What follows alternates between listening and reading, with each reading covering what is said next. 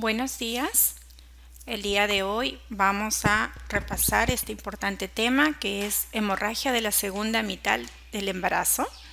Esta es un tópico muy importante porque son una de las emergencias y urgencias obstétricas que necesitan una actuación inmediata, las clásicas palabras del diagnóstico precoz y manejo oportuno. Estos son los contenidos que vamos a repasar, conceptos generales y las tres principales causas de la hemorragia de la segunda mitad, como son placenta previa, el desprendimiento prematuro de placenta y rotura uterina, y de cada uno los subtemas que estamos viendo. Siempre acuérdense de estos tres tópicos. Siempre debe venir a su mente cuando venga una paciente por encima de la semana 22 que tiene sangrado, estos tres temas tienen que venir a su mente. Empezaremos a hablar algo sobre conceptos generales. ¿Para qué estudiamos la hemorragia? Porque uno de los objetivos del milenio y siempre una de las prioridades nacionales y mundiales será la de disminuir la mortalidad materna. Podemos observar aquí cómo va disminuyendo lentamente, pero disminuyendo la mortalidad materna. Sin embargo, debemos ver cómo en los últimos años está costando esa disminución y es más, está aumentando ligeramente. Ahora, esto es sobre la tasa o razón de mortalidad materna estimada que en 2017 cerró en 76.3. Pero podemos observar, y de estas muertes maternas, ¿cuáles son sus causas? Y de las causas tenemos las obstétricas directas, las indirectas y las incidentales, como podemos ver. Las obstétricas directas son el 64%, punto 8 de las muertes maternas. Y dentro de esto, la hemorragia obstétrica es la principal causa, ¿no? Cerca de un 24%. Aquí está en general, pero va a involucrar toda la hemorragia preparto, intraparto y posparto. En general, la hemorragia obstétrica o la hemorragia de la segunda mitad es un sangrado o hemorragia después de la semana 22. Pongo la palabra sangrado y hemorragia porque es verdad, hemorragia implica un sangrado mucho mayor, por definición mayor de 500 centímetros cúbicos, o que implica una alteración de la hemodinámica materna. Pero también va a venir a nuestra consulta aquel sangrado, aquel paciente que sangró, quizás se autolimitó, pero está viniendo e igual debemos pensar en estas patologías. Es una causa importante, como vemos y remarcamos una vez más, de morbimortalidad materna perinatal y va a traer como consecuencia en el feto el aumento del parto pretérmino con todas las complicaciones que los prematuros pueden tener, el sufrimiento fetal agudo, el óbito fetal si es que no pudimos actuar o si es que fue muy brusco y o la mortalidad neonatal, ¿no? Y en la madre vamos a pasar una hemorragia importante, nos va a causar un shock hemorrágico, una coagulación intravascular diseminada, necesidad de transfusión de hemoderivados, necesidad muchas veces de cirugías, intentando tratar de evitar sacar el útero, pero finalmente muchas veces se llega a la histerectomía, con toda la repercusión sobre la expectativa reproductiva de la mujer y finalmente la muerte si es que no hemos podido controlar el sangrado. Entonces, si nosotros no queremos tener estas imágenes que vemos, bebitos prematuros, muchas veces muertos, y o madres con una necesidad de una hospitalización prolongada, con consecuencias que pueden haber, o con la muerte, entonces tenemos que conocer este tema. Como les decía, la hemorragia de la segunda mitad es una complicación anteparto que compromete fetos viables, por eso se diferencia de la primera mitad. Estos bebés, si actuamos, los podemos obtener vivos y saludables, por lo que un diagnóstico precoz nos va a permitir una intervención oportuna para poder evitar daños deleterios en el feto y la madre. Y esa es la imagen que nosotros queremos ver, una madre sonriente, quizás un poco pálida, quizás un poco demacrada, pero sonriente, viva, abrazando a su bebé, muchas veces prematuro, pero bien a su lado. Entonces, para obtener esta imagen y no las de la diapositiva anterior, vamos a conocer este tema. Reconozcamos que hay causas de origen obstétrico y de origen ginecológico cuando hay una gestante que sangra. Las primeras razones, como les decía, en la parte de las causas obstétricas tenemos la placenta previa, el desprendimiento prematuro de placenta y la rotura uterina, que dijimos 3 cosas que no se les debe ir de la mente. De allí considerar la basa previa, el inicio del trabajo de parto. Muchas veces hablamos de pacientes, ¿no?, que estamos seguros que no tienen una placenta previa, se les dice que va a empezar las contracciones y va a presentar un cierto sangradito, la pérdida del tapón mucoso, pero a veces inicia el trabajo de parto con un sangrado importante, con eliminación de coágulos también. Y los desgarros cervicales que se producen durante el trabajo de parto, ¿ya?, que también pueden conllevar a una hemorragia. Y dentro de las causas ginecológicas tenemos los procesos infecciosos cérvico-vaginales, tumoraciones como pólipos, miomas, neoplasias, traumatismos en los mismos genitales, varices vulvovaginales, que también van a causar sangrado y hemorragia en esta etapa. Entonces, esto es como un cuadro general. Y empezamos ahora sí con lo que es la primera patología, que tenemos placenta previa. ¿Qué es la placenta previa? Es una placenta que está implantada sobre o muy cerca del orificio cervical interno. Ese va a ser el punto de referencia. Aquí en la imagen podemos ver orificio cervical interno y la placenta en este caso cubriendo totalmente, ¿no? Pero la definición de placenta previa es así: cerca, mejor dicho, sobre o muy cerca del orificio cervical interno. ¿Cuál es su incidencia? La que observamos, 0.4 a 0.6% de los nacimientos, e implica una mortalidad materna menor al 1%, por lo que es, digamos, detectada, diagnosticada precozmente. Entonces nos permite planificar y o actuar mucho más oportunamente. Pero la mortalidad perinatal sí se eleva cerca de un 20%, bastante asociada con la prematuridad.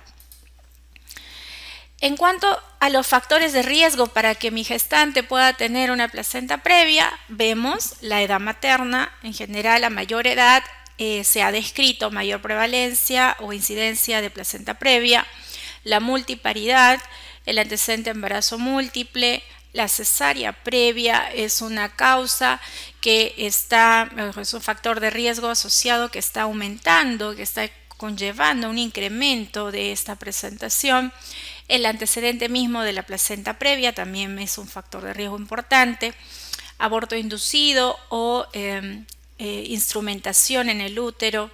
El tabaquismo, porque la hipoxemia que conlleva el tabaquismo va a producir una hipertrofia placentaria, hacer que crezca, y hay más posibilidad que pueda cubrir el orificio cervical interno. Ponemos la alfa-fetoproteína materna porque se ha visto que en las pacientes que tienen esta proteína aumentada tienen más riesgo de tener placenta previa, ¿no? Este dosaje se hace antes de la semana 16 y ayudaría a identificar un grupo de mujeres que puedan tener placenta previa. Estos son unas tablas que se las presento para que podamos observar de manera visual cómo, por ejemplo, el riesgo de placenta previa va a aumentar con cada cesárea. En un útero sin cicatrices, la probabilidad de tener placenta previa va de alrededor del 0.3%, con una cesárea se duplica 0.65 a 0.8%, con 2 cesáreas se duplica 1.8 a 2%, con 3 cesáreas se duplica, vamos al 4%, con 4 más 10% de la probabilidad de que yo pueda hacer placenta previa. Y el acretismo, que es otra patología que también finalmente va a ser una de las causas de hemorragia posparto, pero que ya va más hacia el posparto. Hablamos de que va a ir aumentando también con la cantidad de cesáreas que hay.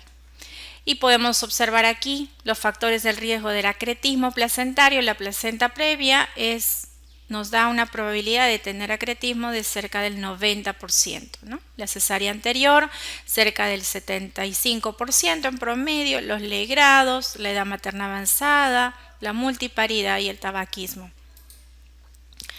¿Por qué se produce?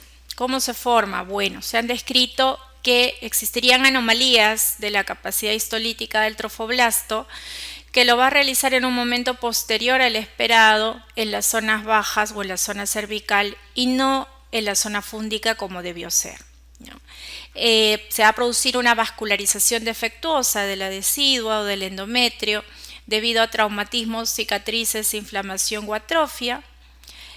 También en el caso de las placentas grandes se pueden extender por zonas extensas dentro del útero y pudiera llegar al orificio cervical, pues una placenta predominantemente anterior o posterior, pero que es tan grande que el extremo inferior está llegando al orificio cervical. Y existen placentas anormales como aquellas que tienen un lóbulo accesorio. La placenta puede ser, digamos, igual posterior alta o anterior alta, pero que tienen un lóbulo accesorio en la parte baja. Respecto de su ubicación, la placenta previa puede ser clasificada en 4 grupos: placenta previa total, parcial, marginal y aquella de implantación baja. Básicamente es una diferencia ecográfica, ¿no? Entonces, de manera clínica uno podría diferenciarla en placenta previa total o no total, pero esta es una clasificación ecográfica. Vamos a verlo igual en unas fotos en diapositivas siguientes. La placenta previa total es aquella que cubre por completo el orificio cervical interno, la parcial aquella que cubre de forma parcial el orificio cervical interno, la marginal aquella cuyo borde está a menos de 2 centímetros del orificio cervical interno, y la placenta de inserción baja es aquella cuyo borde inferior está entre 2 a 5 centímetros del orificio cervical interno. Ahora, esta definición o estas definiciones van a depender de la dilatación del cuello, ¿no? Porque si yo tengo un cuello uterino cerrado y el orificio cervical interno es un punto, entonces una placenta que la cubre, digamos, totalmente siempre va a ser total, ¿no? No hay opción de que sea una placenta que cubra 1 milímetro del orificio cervical interno. Y aquí podemos ver, como les mencionaba, de forma más práctica, la placenta previa total, digamos que todo el colchón está cubriendo el OSI, la parcial como que llega allí pero cubre el OSI, la marginal es que ya está separada del OSI pero está a menos de 2 centímetros, ¿no? Y aquella placenta de inserción baja cuya distancia entre el OSI y el borde inferior es de 2 a 5 centímetros. Una placenta normalmente implantada es aquella que está a más de 5 centímetros del orificio cervical interno. ¿Cuál es la clínica o cómo yo voy a diagnosticar? La idea en general de la hemorragia de la segunda mitad es que yo haga el diagnóstico clínicamente, con mis signos y síntomas, y cuanto menos me demoren a hacer el diagnóstico, mejor va a ser el resultado materno-perinatal. Y tenemos ayudas diagnósticas. En este caso, la clínica de mi paciente con placenta previa se describe una hemorragia indolora para hacer básicamente una diferenciación con la placenta o con el desprendimiento prematuro de placenta.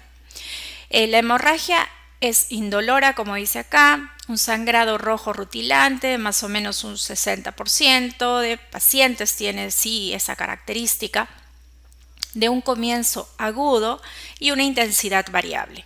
A veces sangra un poquito, a veces es un sangrado que ya no para hasta que la operamos. El útero característicamente con el tono normal, igual para diferenciarlo del DPP, en que el tono está aumentado. Esto vamos a tener en cuenta que a veces tenemos pacientes que están con contracciones, que ya empezaron un trabajo de parto, una amenaza de trabajo de parto. En un 10 a 30% de veces puede haber estas pacientes que están con contracciones. Los latidos fetales van a estar presentes igual para diferenciarlos del DPP, los cuales van a estar más alterados, o la rotura uterina, donde pueden estar ausentes, salvo que hubiera un shock hipovolémico o un compromiso mayor de la madre, ¿no? Entonces allí también van a estar alterados o ausentes. El tacto vaginal en esta paciente está contraindicado. ¿no? Por lo que se puede asociar a un sangrado catastrófico. En una paciente que viene por sangrado en la segunda mitad, no hago el tacto como primera opción. La primera evaluación, luego de escuchar los latidos, debe ser colocar el espéculo para poder saber si el sangrado es activo, de dónde proviene el sangrado, ¿no? Y si es que obviamente hiciera un tacto vaginal, podría empeorar el sangrado. El inicio precoz del sangrado conlleva obviamente más riesgo perinatal, esto en relación a la edad gestacional. Cuanto más prematuro es mi bebé, menos probabilidad hay de la sobrevida del mismo. Luego, la ecografía es un método, digamos, diagnóstico de elección para yo poder saber si mi paciente tiene o no placenta previa. Tiene una tasa de falsos positivos del 25%. El diagnóstico ecográfico de placenta previa no debe realizarse antes de la semana 22 o incluso antes de la semana 28. Se menciona que este es un diagnóstico del tercer trimestre porque existe lo que se llama la migración placentaria. No es que se mueva obviamente, pero el útero al ir creciendo va a ir jalando o llevando la placenta más hacia la parte fúndica. Entonces, una placenta que me podría haber parecido parcial, placenta previa parcial o placenta marginal, digamos hacia la semana 16-17, a la semana 28-30 puede ser completamente anterior. Entonces, para yo definir o diagnosticar una placenta previa ecográfica, lo hago después de la semana 28. Si es que encuentro una placenta que cubre el OSI antes de ese tiempo, hay que ser cautos en el diagnóstico y debería ser placenta oclusiva, ¿no? En pacientes asintomáticas con placenta previa no oclusiva, se recomienda realizar una ecografía hacia la semana 36 para confirmar el diagnóstico y poder planear la vía de parto. En pacientes con antecedente de cesárea, además de diagnosticar la placenta previa, tengo que descartar si es que hay o no acretismo placentario. En esta diapositiva podemos observar algunos signos ecográficos de acretismo, ¿no? Como tenemos estas imágenes laculares, la disminución del grosor que divide la parte del útero de la vejiga, ¿no? En estos casos se puede realizar la ecografía Doppler, o se debe realizar la ecografía Doppler porque hay varios signos igual al Doppler y se pudiera incluso pedir resonancias. Aquí podemos observar la imagen en una cesárea del acretismo placentario, vemos los vasos ya a nivel de la serosa. ¿Cuál va a ser el manejo? El manejo inicial de estas pacientes debemos hacer, como les decía, y en general para todas estas patologías, una evaluación inicial rápida y completa. Si viene una paciente con sangrado, debo determinar sus funciones vitales, su frecuencia cardíaca, presión arterial, cuantificar el sangrado, ser acucioso en preguntar cuánto ha sangrado, cuántas veces ha sangrado, realizar, como les digo, la especuloscopía y no el tacto vaginal. Al mismo tiempo debo estar realizando una evaluación del bienestar fetal, detectando los latidos cardíacos, evaluando el tono uterino. Antes de esto incluso preguntar por la percepción de movimientos fetales, cómo ha estado el bebé antes, y realizar una ecografía obstétrica. Y obviamente esta ecografía viene incluida con una ecografía transvaginal para descartar o diagnosticar la placenta previa. Estas pacientes con sangrado de la segunda mitad son pacientes que definitivamente quedan en observación, se van a hospitalizar. En esa sala de observación vamos a estabilizarlas hemodinámicamente, vamos a realizar un control de bienestar fetal estricto. Si es que es prematuro, debo empezar maduración pulmonar con corticoides. El reposo es absoluto, restringir y dejarlo bien claro en la historia clínica, evitar tactos vaginales, solicitar los exámenes de laboratorio y pruebas cruzadas, tratamiento de amenaza de parto pretérmino si es que hubieran contracciones y realizar profilaxis de su inmunización en gestantes RH negativo. ¿Qué consideraciones voy a tener para el manejo de la placenta previa? Van a depender de la magnitud del sangrado, de la edad gestacional y la madurez pulmonar. Si yo tengo una gestación a término, la puedo culminar sin ningún problema. Si es que es una gestación pretérmino, debo realizar un manejo expectante. Si es que mi paciente, en la placenta previa sintomática, pero si es que mi paciente tiene un buen estado hemodinámico, tanto materno y fetal. También va a depender de las variedades de la inserción de la placenta, lo vamos a ver a continuación para ver cuál va a ser la vía de parto, si es que hay o no hay trabajo de parto. Vamos a ver también y siempre estar a la expectativa y controlando muy cercano si es que hubieran manifestaciones de sufrimiento fetal y diagnosticar otras complicaciones maternas que pueden estarse presentando. Hacer énfasis que el manejo de este tipo de pacientes debe ser realizado en una institución con banco de sangre y una unidad de cuidados intensivos. Si es que no estamos en una institución tal, debemos referir inmediatamente a nuestra paciente, obviamente bien estabilizada hemodinámicamente, con su doble vía, hidratada, con un personal altamente capacitado, pero debe ser referida. Es por esto que estas pacientes que tienen ya un diagnóstico prenatal de placenta previa son pacientes que deben ser controladas en instituciones de tercer nivel. ¿En qué pacientes voy a realizar un manejo expectante o un manejo conservador? Cuando mi paciente tiene una hemorragia o un sangrado no grave que no va a repercutir en su hemodinámica, cuando tengo un feto prematuro o con inmadurez pulmonar, si es que mi gestante obviamente no está en trabajo de parto, si es que tiene un feto vivo sin malformaciones y obviamente sin sufrimiento y que no exista ninguna contraindicación para prolongar la gestación. ¿Cuál va a ser la vía de parto? Tenemos dos opciones, cesárea o parto. Parto vaginal va a ser en aquellas pacientes que tengan la placenta marginal o de inserción baja y de acuerdo a la evolución del caso. Estas, recuerden, son placentas que no cubren el OSI y que al momento de la dilatación va a alejarse teóricamente más la placenta del orificio cervical y la cabeza, si se encaja bien, puede presionar el lecho placentario inferior y puede evitar el sangrado. Entonces, esas serían opciones. Las únicas opciones para intentar el parto vaginal. En el caso de la cesárea, se va a optar en las pacientes con placenta previa total y parcial.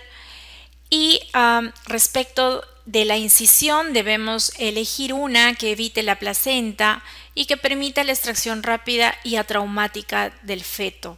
Más aún considerando que muchas de estas cirugías son en fetos prematuros, tenemos que ser muy cuidadosos en la extracción.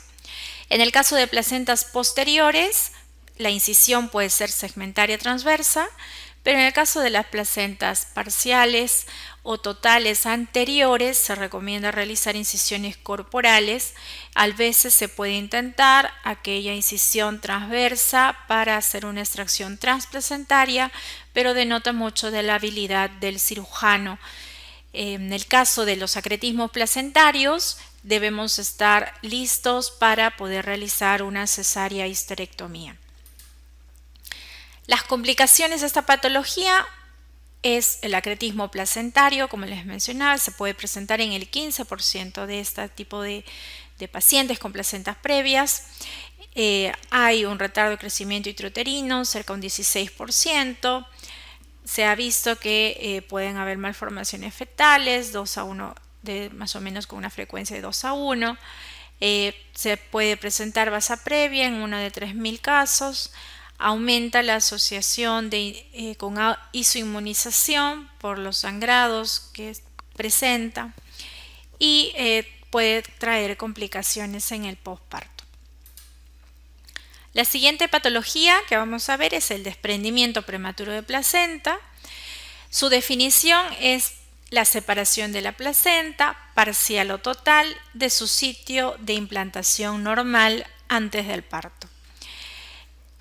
Es importante mencionar que, como les precisé, es el desprendimiento de una placenta normalmente inserta para hacer una diferencia de la placenta previa, ¿no? Si la placenta previa se desprende, no está parte de esta patología, sino de la propia. Aquí podemos ver cómo puede desprenderse una placenta y sangrar visualmente hacia la vagina, o una placenta, en este caso fúndica, que sangra, pero no lo visualizo todavía en vagina, ¿no? Y lo voy a visualizar cuando ya el sangrado sea importante.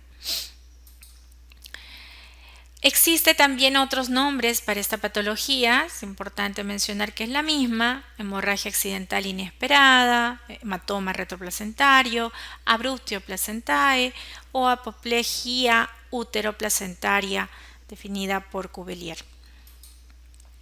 Factores de riesgo para esta patología: edad o paridad avanzadas, tabaquismo, malnutrición, uso de cocaína, la ruptura prematura de membranas y corioamnionitis, presencia de trastorno hipertensivo en la madre, malformaciones uterinas o miomas uterinos, traumatismos abdominales maternos, descompresión rápida de un útero sobredistendido en el caso de los embarazos múltiples, polidramnios, la misma rotura prematura de membranas o accidentes automovilísticos por el fenómeno de aceleración-desaceleración.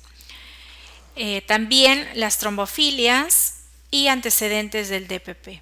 Entonces hay que tener en cuenta todos estos factores de riesgo que en las pacientes que estamos controlando para estar en nuestra mente la posibilidad que pueda presentar esta patología. La incidencia es de un 0.8% de gestaciones. El 80% de los casos se produce anteparto.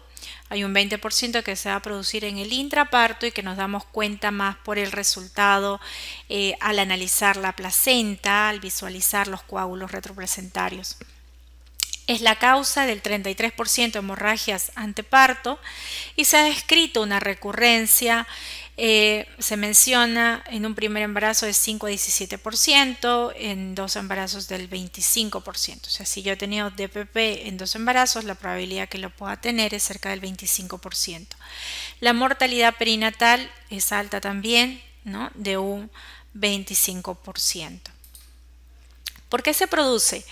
Se ha descrito que hay vasos maternos defectuosos en la decidua basal, en la parte de la decidua basal, que se van a romper y van a causar una separación de la placenta, ¿no? Van a empezar a sangrar y van a separar la placenta. En raras ocasiones la separación puede ser causada por una disrupción de los vasos fetoplacentarios. El origen mayor es a nivel de los vasos maternos. Y esta hemorragia de la decidua basal va a formar el hematoma. Esto, como les decía, va a separar la placenta, pero va a comprimir la placenta subyacente. Entonces, va a haber una pérdida del área de la superficie materno-fetal para el intercambio de los nutrientes necesarios y los gases, y eso va a comprometer el bienestar fetal.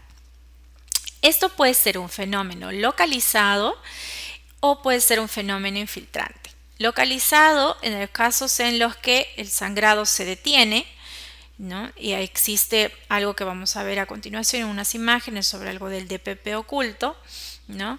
O puede continuar este sangrado e infiltrar las capas endometriales, miometriales y causar lo que es el útero de Cuvelier.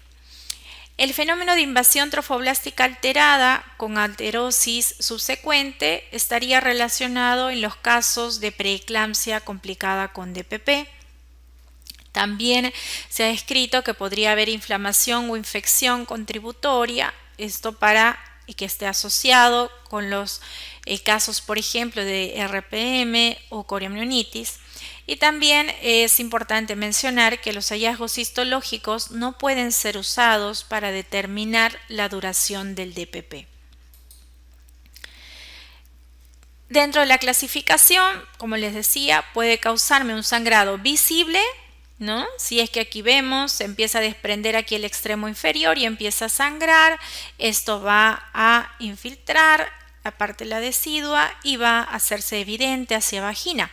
Pero a veces es un sangrado, digamos, en la parte corporal central, y este sangrado puede limitarse o continuar, pero no llegar a salir a través del orificio cervical, y no lo visualizo, y lo que veo es los resultados en la mamá. Aquí también podemos ver, ¿no?, cómo el sangrado sale. Este es un sangrado que inicia, desprende, pero probablemente esto está en trabajo de parto, el bebé viene y presiona e impide la salida de la sangre. Y en este caso, ¿no?, es un sangrado, digamos, más oculto. Existe esta clasificación respecto sobre el compromiso en materno-fetal, la clasificación de Page, que lo divide en 4 grados. El grado 0 o asintomática es un DPP diagnosticado al realizar el examen de la placenta en el momento del alumbramiento, nunca me produjo ningún síntoma. El grado 1 o leve es en aquella paciente que el sangrado ha sido escaso, un desprendimiento inferior al 30% de la placenta, ha habido una discreta hipertonía, no existen manifestaciones generales y tiene escasa o nula repercusión fetal. Grado 2 o moderada es un desprendimiento entre el 30 y 50% de la placenta, no existen aún trastornos de coagulación, pero sí puede haber sufrimiento o muerte fetal. Y el grado 3 o grave o severo, si el DPP es mayor al 50%, la hemorragia es importante, la hipertonía es manifiesta, hay shock, hay trastorno de coagulación y complicaciones maternas graves, contribuyendo a la muerte materna y fetal. Podemos ver aquí una tablita resumen y las imágenes correspondientes. El diagnóstico clínico, como les decíamos una vez más, es la clásica triada descrita de hemorragia genital, dolor abdominal e hipertonía uterina. Las encuentro, digamos, en el 50% de veces. La hemorragia en sí está presente en el 80% de veces. Recordemos que hay un 20% que no sangra, que lo puedo descubrir al analizar la placenta, ¿no?, que pudo haber tenido un sangrado durante el trabajo de parto o antes, y voy a tener el sangrado característico es un sangrado oscuro, no coagulado. El dolor abdominal está en el 60% de los casos, es un dolor lancinante de inicio brusco que va a ser causado por la irritación miometrial y la extravasación sanguínea. Y la hipertonía uterina, que la encuentro en un 50% de veces. Entre otros diagnósticos hay contracciones uterinas, digamos, más frecuentes. Por ejemplo, hay muchas veces que estamos en la unidad de tocólisis y pese a usar nuestros tocolíticos endovenosos, vemos pacientes que persisten con contracciones o que incluso pueden aumentar, y eso podría también ser un signo indirecto de que esté habiendo un desprendimiento prematuro de placenta. Si es que vemos alteración en los patrones de la frecuencia cardíaca fetal, también puedo sospechar, o si veo signos de coagulación intravascular diseminada y no hay un sangrado evidente, es una de las cosas que debo pensar, que puede estar sangrando hacia adentro. La cantidad de sangrado vaginal correlaciona pobremente con la extensión de la separación placentaria y su potencial para el compromiso fetal. Recordemos que pueden haber DPP ocultos, 10 a 20% de los casos, que no va a haber sangrado. La ecografía nos va a ayudar, sin embargo, en esta patología no nos debemos esperanzar en que la ecografía nos vaya a descartar, a diferencia que en la placenta previa sí, con la ecografía transvaginal yo puedo decir es o no es placenta previa.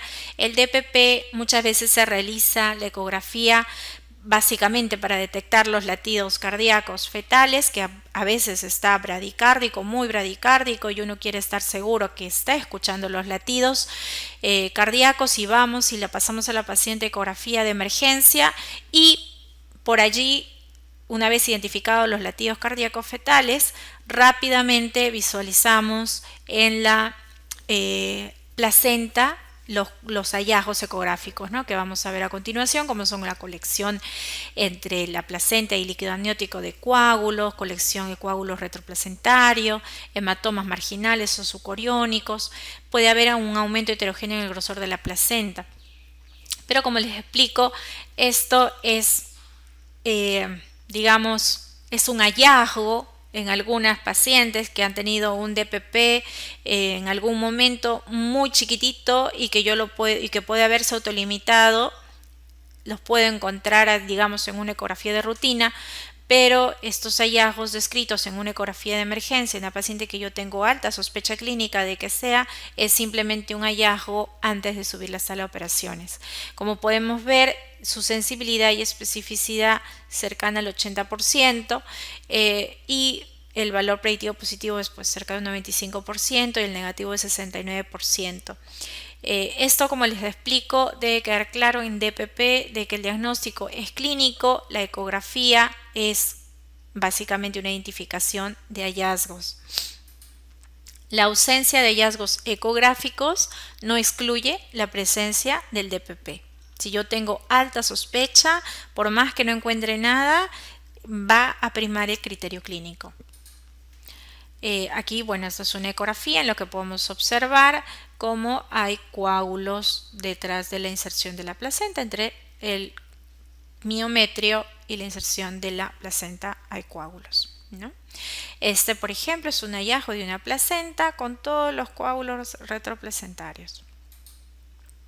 El manejo, el enfoque va a depender de dos variables importantes: el estado materno y la viabilidad fetal. En función de las mismas, puedo ver si es que voy a hacer un manejo conservador o un tratamiento activo. Para hacer un manejo conservador necesito que no haya compromiso materno y que mi bebé obviamente sea prematuro con inmadurez pulmonar y que el trazado de la frecuencia cardíaca fetal sea normal. ¿Qué es lo que voy a realizar? Voy a poner a mi paciente en reposo absoluto, control de diuresis y sangrado, control de funciones vitales estrictas. Tengo que tener preparada una reserva de sangre, de glóbulos rojos, plasma, plaquetas, paciente que está constantemente en NPO o hidratación endovenosa. Debo estar realizando controles ecográficos, cardiotocográficos, control analítico materno, pedir su analítica sanguínea y realizar maduración pulmonar fetal, ¿no? El manejo activo lo voy a realizar de manera muy urgente si existe sufrimiento fetal, en los casos que hay compromiso materno, independientemente de la situación fetal, si es que hay una pérdida hemática importante, signos de shock hipovolémico, signos de coagulación intravascular diseminada o si es que está asociado a un trastorno hipertensivo. Si es que hay muerte fetal, va a ser independiente de la situación materna por el alto riesgo del CID y de la infiltración uterina. Si es que mi bebé es viable, ¿no?, independientemente de la situación materna, igual debo culminar la gestación. En estos casos, siempre una vía o doble vía en estos casos, control de diuresis, control de la presión. Si es que hubieran signos y síntomas de shock, control de la presión venosa central, igual la preparación de todos los hemoderivados, determinación analítica, la administración de los mismos hemoderivados y tratamiento de las complicaciones sistémicas si se produjeran. La elección de la vía de parto es, digamos, casi siempre va a ser cesárea. De pronto vamos a optar por un parto vaginal si es que este ya es un parto inminente, digamos una dilatación por encima de 8 o 9 centímetros. En el caso si tuviéramos un óbito fetal, igual ante un DPP la idea es que la gestación se culmine lo antes posible, porque debemos tener presente que el sangrado persiste y si bien es cierto ya no podremos salvar la vida del bebé, pero el compromiso materno existe.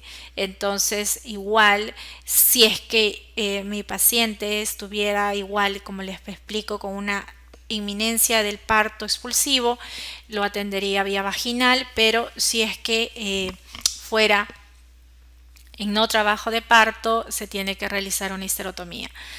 Debemos prevenir la atonía uterina posparto en los casos que atendiéramos parto vaginal, o en aquellos partos vaginales que yo encontrara estos coágulos retroplacentarios. Debo ser muy cauta de verificar el tono uterino posterior, porque estos pacientes tienden a tener más probabilidad de hemorragia posparto.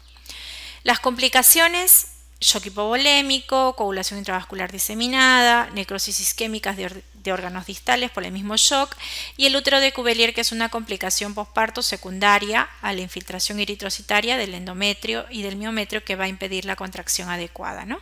Macroscópicamente van a ver un útero de aspecto atigrado por infiltraciones violáceas. La mortalidad fetal es más del 50% y la materna 1%. Finalmente, algunas palabras de rotura uterina. La definición es la disrupción de todo el grosor de la pared uterina, que también va a comprometer el peritoneo visceral, o sea, la serosa uterina, durante el embarazo o el parto. Es una complicación obstétrica rara, pero catastrófica, con alta incidencia de mortalidad materna y perinatal. Se ha descrito una incidencia de 0.07% de embarazos. Hay que diferenciar la rotura uterina en sí, que es una rotura total. Algunos lo clasifican como total y parcial, pero la parcial en general es una dehiscencia de cicatriz uterina o una inminencia de rotura uterina. La rotura uterina total, como les decía, es la disrupción de todo el grosor, incluyendo la serosa uterina, pero la parcial no incluye la serosa uterina. Aquí podemos ver cómo en el caso de una cicatriz anterior puede romperse el grosor de la pared uterina, pero quedar la serosa, y entonces hablaríamos de la dehiscencia de cicatriz previa o de una inminencia de rotura uterina. Aquí también podemos observar, este es un caso de una cicatriz previa, y lamentablemente cuando se rompe todo el grosor, o es una rotura uterina tal cual, las partes fetales, placenta, van a salir hacia la cavidad abdominal, obviamente con el compromiso del bebé. Aquí también observamos en un paciente que está en un trabajo de parto, en este caso en una opción de trabajo de parto podálico, ¿no? Vemos que está en un momento el bebé dentro del útero y al otro el útero ya roto, ¿no? Este es un parto cefálico, y este es el útero roto en este nivel y el bebé en la cavidad abdominal. También la podemos definir como rotura o clasificar como rotura primaria o secundaria. Primaria es aquella que ocurre en un útero previamente intacto o sin cicatrices, y la secundaria es la que está asociada a una incisión, lesión o anomalía miometrial preexistente. La incidencia en un útero sano, digamos intacto, se ha descrito que va a ser del 0.012% en países desarrollados y más alta, 0.11% en países en desarrollo. Se entiende porque hay algunas pacientes, digamos, que demoran en la búsqueda de un tratamiento oportuno en el caso de los trabajos de partos distóxicos. Y la incidencia en la rotura uterina secundaria es de 0.5 al 1%. Los factores de riesgo van a depender de si tengo un útero sano preexistente o un útero con una anomalía o lesión, ¿no? Podemos ver factores de riesgo para una rotura uterina primaria. Vamos a tener cirugías que van a comprometer el miometrio, trauma uterino coincidente y anomalías congénitas, ¿no? Y las secundarias es cuando ya ha habido una anomalía o lesión uterina en el embarazo actual. ¿Ya? Entonces vamos a repasar en el caso de una rotura uterina primaria, ¿no? Entonces, una vez más, es aquella que se produce una lesión o anomalía uterina preexistente. Vamos a tener cirugías que comprometen el miometrio, cesárea o histerotomía, roturas uterinas previamente reparadas, incisión de miomectomía a través o en el endometrio, resecciones cornuales profundas en los casos de embarazo ectópico o metroplastía. Trauma uterino coincidente, ¿no? En los casos de instrumentación, de abortos inducidos, ¿no? O roturas silenciosas en embarazos previos que no se diagnosticaron, ¿no? Y causas congénitas, embarazos en cuerno uterino inmaduro, tejido conectivo defectuoso en los casos de síndrome de Marfan o Ehlers-Danlos, ¿no? Y una rotura uterina secundaria cuando ha habido una anomalía o lesión uterina en el embarazo actual, ¿no? Entonces vemos en el anteparto contracciones preexistentes, intensas o espontáneas, si es que usamos estimulación con oxitocina o prostaglandinas, si es que hay una instilación intraamniótica, si es que ocurre una perforación por catéter de presión uterino interno, si es que ocurre un trauma externo, ¿no? O una versión externa. En el intraparto, si es que realizamos una versión interna de segundo gemelo, si es que usamos parto instrumentado, dificultoso, en los trabajos de parto y parto precipitados, en la extracción podálica, si hay una anomalía fetal que distiende el segmento inferior, si la presión uterina vigorosa se realiza muy vigorosa durante el expulsivo, eso es lo que sería el Christeller, ¿no? O realizamos una extracción manual de placenta dificultosa. Y adquirida si es que hay, por ejemplo, acretismo placentario, neoplasia trofobásica gestacional, adenomiosis o saculación de un útero retroverso atrapado. Entonces, estos serían los factores de riesgo para rotura uterina. ¿Por qué se produciría? Bueno, recordemos que por encima de la semana 27-28 se va a formar el segmento, ¿no? Y en un trabajo de parto normal vemos cómo se forma el segmento en esta parte. Es un segmento pasivo, acá está el orificio cervical externo, el interno y el segmento, ¿no? Pero si es que ocurre un trabajo de parto, digamos, esto es un trabajo de parto muy distóxico, que tiene que aumentar la frecuencia de contracciones, ¿no? Entonces va a distender más esta parte del segmento pasivo y puede adelgazarse y causar la rotura uterina, ¿no? Esto es en caso de una rotura uterina primaria. Aquí podemos observar igual imágenes como en un antecedente de una cicatriz previa, ¿no? Hay una rotura uterina, pero muy, digamos, superficial porque quedaría todavía parte de la serosa. Y aquí en cambio vemos que ya compromete mucho más. Se menciona que esta rotura puede extenderse de manera transversal, oblicua, puede llegar hacia el cuerpo, puede extenderse hacia el cuello, la vejiga incluso, ¿no? Esto es igual en pacientes, por ejemplo, este es un útero sin cicatriz.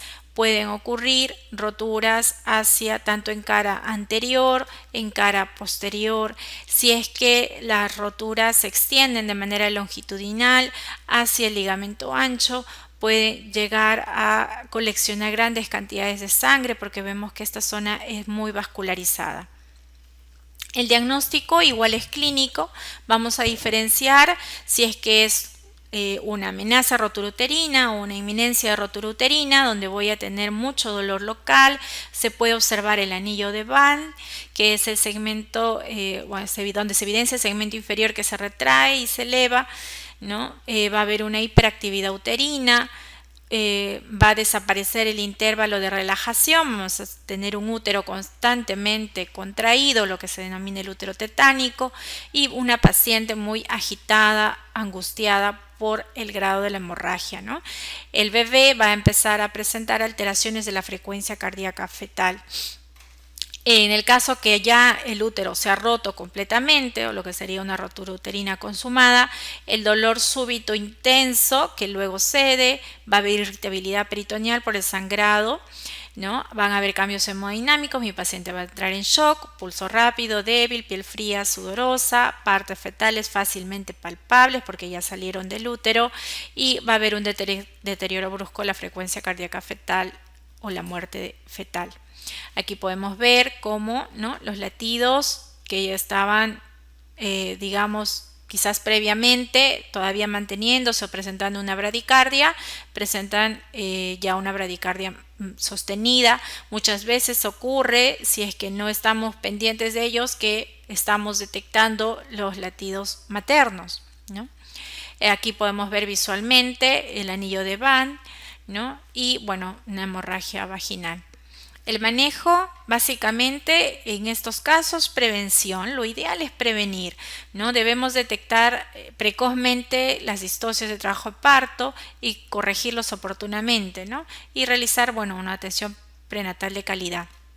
En el caso que yo tenga una amenaza de rotura uterina, debo hacer una cesárea de urgencia, y si la rotura está consumada, debo hacer el manejo del shock hemorrágico, debo realizar una cesárea urgente, en este caso sería una laparotomía, porque ya no voy a extraer un feto vivo, ¿no? Entonces voy a hacer una laparotomía exploratoria y voy a suturar la rotura. Pero a veces el sangrado y la digamos, infiltración de sangre, la formación de hematomas, sobre todo si es que van hacia el ligamento ancho, hacia la vagina, entonces hace difícil la reparación del útero y acaba frecuentemente en una histerectomía. Como les mencionaba, en cuanto a las complicaciones, es causa del 10% de muertes maternas por hemorragia materna. Puede ser una causa de hemorragia posparto que no cede pese a que el útero esté contraído en casos de parto vaginal. Como les mencionaba, acaba en histerectomía con el compromiso de la expectativa reproductiva de la paciente y contribuye al aumento de la morbimortalidad perinatal. En los casos, como les mencionábamos, que haya sido una rotura uterina o una inminencia de rotura uterina oculta que no nos hayamos dado cuenta, se produce el parto vaginal, puede ser que yo hago mi alumbramiento y después de eso el útero debería contraerse, pero persiste el sangrado. Entonces es una de las razones también de hemorragia postparto, que no cede pese a que el útero se está contrayendo. Y en estos casos, bueno, siempre en los partos vaginales en pacientes cesáreas anteriores debemos tener el hábito de verificar la cesárea, la rotura, descartando rotura uterina, ¿no? Verificar en el tacto vaginal luego de la extracción de coágulos a nivel de la incisión uterina o de la cicatriz uterina, verificar que allí no haya solución de continuidad. Bueno, espero que esta revisión asociada al estudio que ustedes van a realizar, igual el mismo tema, en las bibliografías que están allí como básicos, ¿no? Haya contribuido a que digamos, este tópico, como les decía, que es muy muy importante en el manejo de esta emergencia, urgencia obstétrica, para que ustedes puedan enfrentarlo, ¿no? Siempre no vamos a diagnosticar aquello que no sabemos. Entonces ahora ya en el caso de una paciente, en la segunda mitad del embarazo que haya sangrado o hemorragia, ustedes van a poder enfrentarlo oportunamente. Gracias.